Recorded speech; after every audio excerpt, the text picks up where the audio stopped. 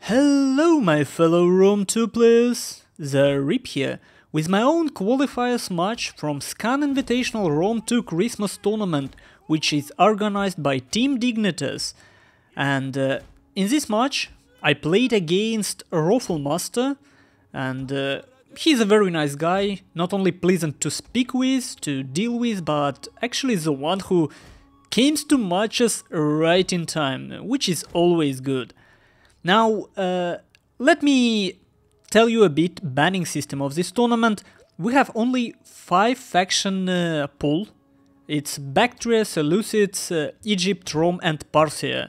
Only these 5 factions can be picked before semifinals. And how you do it in best of 3 match, you attack a bans, then defend the bans, then attack a picks and defend the picks. So this is a ban system, and which means by third match, if it has to be played, both players have factions that already determined for them. So the banning process for this specific match went like this. I started, I'm attacking the first game, and I started by banning Seleucids. When my opponent banned Egypt, then I picked Seleucids and he picked Rome. And I think in all these 5 factions, considering the rules and considering the map pool, Rome is the weakest faction, just because the whole map pool is wide open maps, which allows to easily kite if you can get cavalry superiority.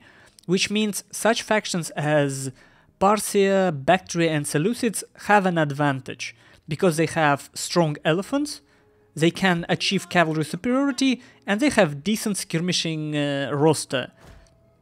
Which is why I started by banning Seleucids, which I think the strongest faction. And Rome is probably the easiest to deal with. I hope I'm proven wrong later, but that's how I thought. And let's see now, let's take a look at my build now. This is pretty much direct replica of a build that Duck used against Akhenaton in Rome 2 Fall Cup. I think I just pretty much stole the build. It's 5 Eastern Slingers, then 4 Thorax Pikemen to protect them, 3 Royal Pelters for as a flanking contingent, then there is 2 Skirmishing Cavalry thrown in just like a light cavalry to deal with enemy skirmishes and enemy elephants. Cavalry contingent is quite small and weak, it's only 3 Agema Cavalry, I never know how to pronounce it properly, and 1 Elephant, which is my general. So as you can see, I didn't spend any money on Hellenic Cataphracts, which are very strong, but very cost ineffective, like their price for stats is way too high. So idea of this build is not to be very aggressive with the cavalry, but keep your cavalry behind, keep it safe, and try to outskirmish your enemy. And you have decent infantry contingent to deal with anything that comes your way. And let's see how game goes, because it's about to start. Let's see what my opponent brought. Looking at his build from the beginning, first thing I noticed that he have strong cavalry contingent, 5 Praetorian cavalry. But at the same time, looking at his infantry, I noticed that it's not very focused. Only 3 sword infantry, which means my Royal Pelters can take on it. Only 2 heavy spears and 2 medium ones, and only 2 skirmishes. Which means in pretty much any infantry category I have a superiority, which is good for me. I have my pikes to use as a wall, to face his elephants, to face main body of his infantry and protect my slingers. Which means I can be quite safe against his infantry body, and I only need to care about winning cavalry fight. And the plan for cavalry fight was fairly simple for me. I wanted to not do anything on my left flank. That was planned from the beginning. I'm just teasing him.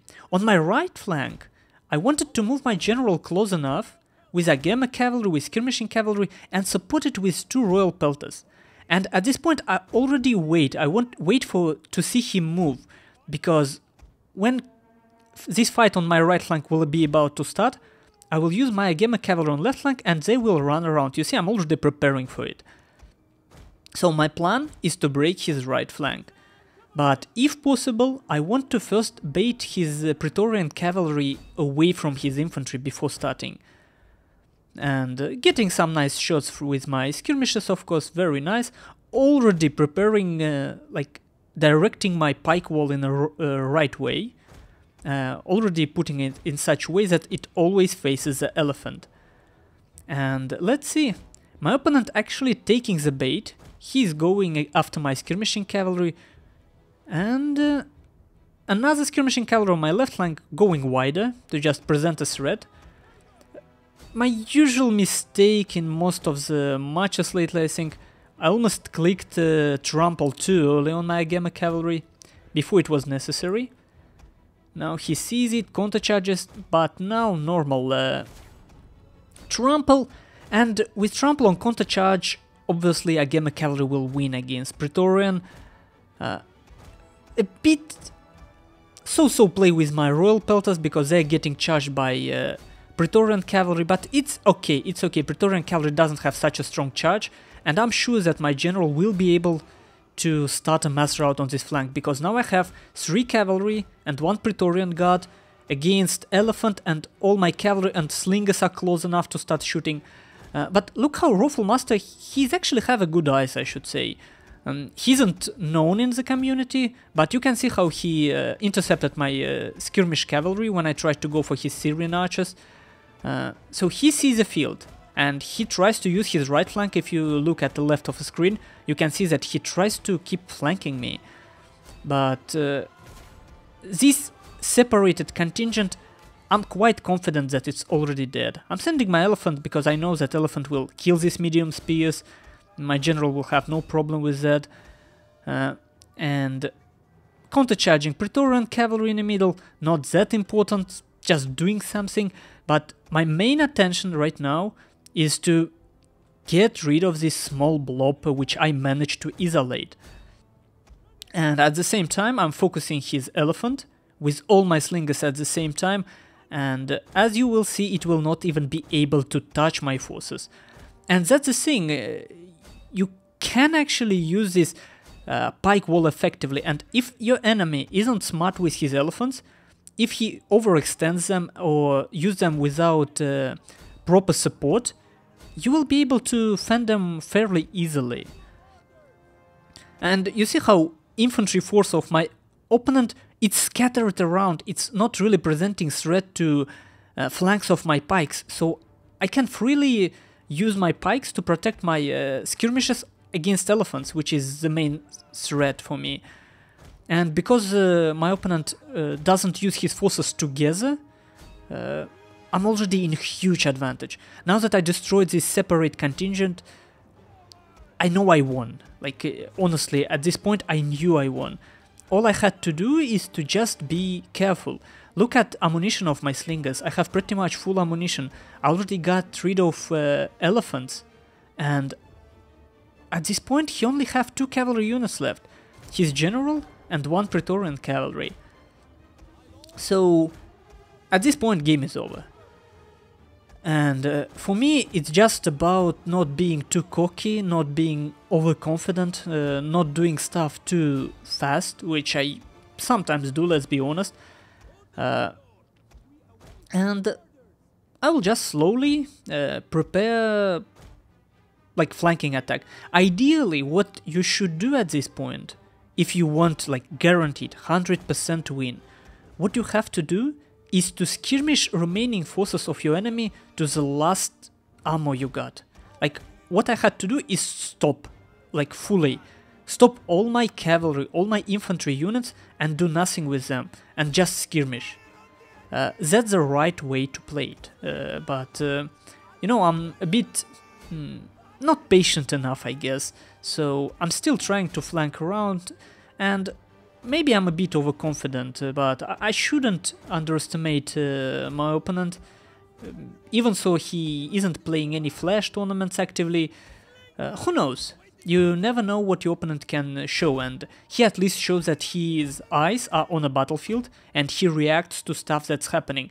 His weakness was, I would say, the build, and like not proper understanding of metagame properly. So he banned and picked wrong factions. But well, obviously Egypt ban was a good one, but the pick was so-so. And he clearly, his build and his overall approach wasn't able to deal with what I brought. And you see, I'm preparing my assault at the moment, getting impatient. And I'm sorry for not showing you any close shots, obviously, in a game. And actually, you may notice that I gave up on default camera. It's not getting fixed. So I'm using the back camera now, as you can see, to be able to control different flanks at the same time. And here's the problem: I'm starting my assault, but it's too early. I have a lot of ammunition left. My opponent's forces are not weakened enough, so I'm throwing my... I know I can throw away stuff, but it's still unnecessary. Unnecessary risk. Charging my Gamma Cavalry into this triary. Again, don't have to do that. And honestly, if you... I know I will win, but once in a lifetime you would lose such a game if you do this. Some miracle might happen, or like you lose your general and there is some sort of a mass route starting for you. It could happen, so this is mistake on my part. Need to be even more cautious, even more careful. My pikes didn't come to battle like at all. Didn't get them in fight to the end of the game, and as you can see, conclusion is quite close already. Quite close. I don't like how I lost all my cavalry and my general when my opponent still have his general and his Praetorian cavalry. That's not good at all. That's a single smallest chance for him to actually go around and destroy my slingers. If I fell asleep somehow, he would probably be able to do that. But now it's really over. No cavalry left for him. Some counter charges happening. And something I probably didn't mention, obviously, before the game. I have a small list for myself because I forget it sometimes. Small list which says, put pikes in a pike formation. Put all your swords out of formational attack. I have that. Like, it's literally written down in a list, which I use. And that's a game one. That's a game one. I'm leading 1-0 against Roflmaster, sorry. And this is sound of me making endgame screenshots. And that's it for the first one. Thank you guys for watching. See you in a game 2.